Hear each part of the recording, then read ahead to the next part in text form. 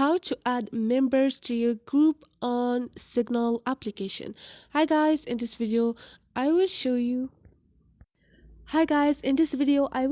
how to add your friends or users you know to your groups on Signal application. It's so easy and quick, so let's jump in.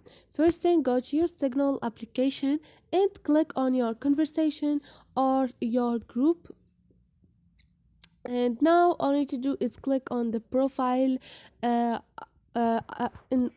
click on your profile up there, and all you need to do is click on add members, and now search for your friend's name or number on your phone and click on done, and they will be added to your group. So this is it guys, hope this video was helpful to you, and if you liked the video don't forget to subscribe and like.